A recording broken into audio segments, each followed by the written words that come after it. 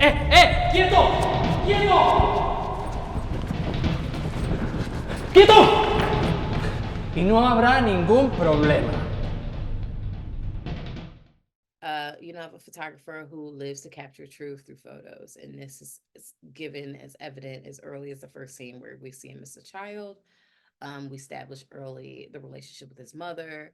You know, she's obviously a big proponent of him following his dreams. We see her being motherly in this moment, so it kind of sets the stage for that relationship, which we will, discover a little later on. Um, and it also sets the rhythm for what we expect out of this character. This character is always going to try to take a picture of a moment um, that is really important to him, and we see that's very important to him as a kid when he tries to take a picture of a bird. You see, as an adult, he also tries to take a picture of a bird and misses it. That's also equally important to him. Even when he's discussing with his friend and with his coworker about the pictures he's taken, for him it's about really taking pictures of something like meaningful to be remembered through this photo um, as being very important. So they set that. So when he tries to take the photo of the regeneration process, which is obviously what ends up putting his life in danger, we understand why he's making that choice. He discovers these people from another planet. They regenerate others when they die. But unfortunately, for our protagonist, that does not take place.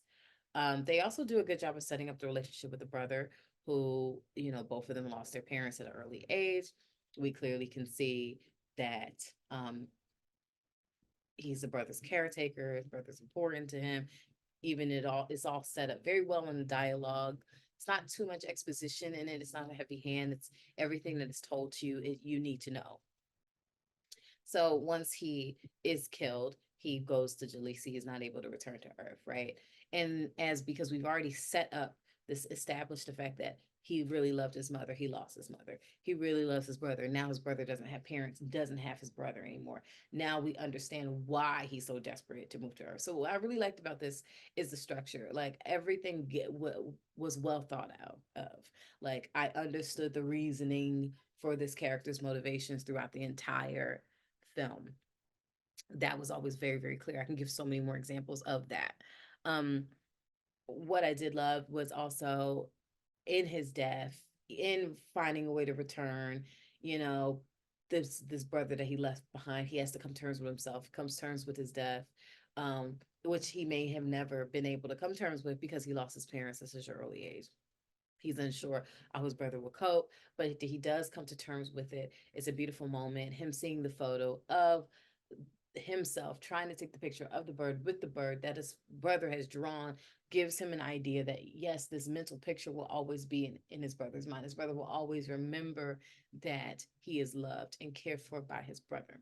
And for me, Jalisi is a representation of the afterlife, obviously.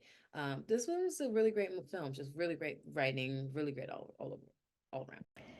This is a great story about brothers and how far they'll go for each other. Nacho really wants to protect David.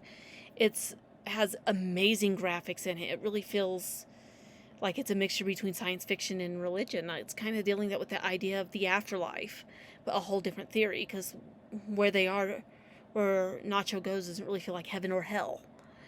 It just feels like a place that it is, and that he wants to get home and answer question and take care of his brother.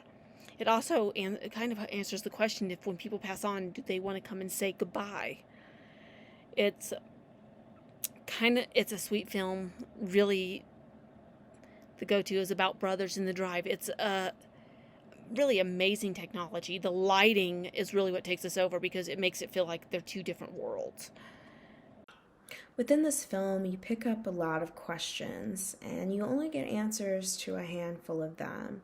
It's sort of unclear if this is a story all about loving your inner child and healing generational trauma. That's sort of the feelings that I pick up within this piece. They present this story in such a way that you have this gentleman that has a relationship with his family, and you find it very clear that The two brothers are on their own, and their family is no longer with them. And you aren't really given the answers as to why and what happened, but you definitely get to take in and acknowledge that this person has become a primary caretaker for this young child, and he is in need of his inhaler, and goes to the store to pick up a new one. That's the whole journey of this experience. Only that while he is on his journey to give his young brother what he needs, Nacho stumbles upon the scenario that he wished he didn't. He ends up coming across a murder and witnesses a cloning process occurring. He's a photographer. He's trying to capture this moment. He gets caught, and that's when things take a turn. And you really get to feel for this character and how he feels. The actor does a really great job with expressing the emotions and having this unspoken language done in such a way that he's not sitting here demanding to be brought back to this person that he has been disconnected with. You really see the aches and pains and the ailments that humanity has in needing to get back and finish that task. When someone passes, having that unfinished business, so to speak. But despite having this unfinished business, we get to have this gentleman who gets to have this reconnection with his mother. And that's where you start having the questions of like, okay, did she give up her family in order to choose this life? Is this a clone itself? What is real and what is not real? You start having these questions happening in the very end. And it makes you wonder if any of it is real.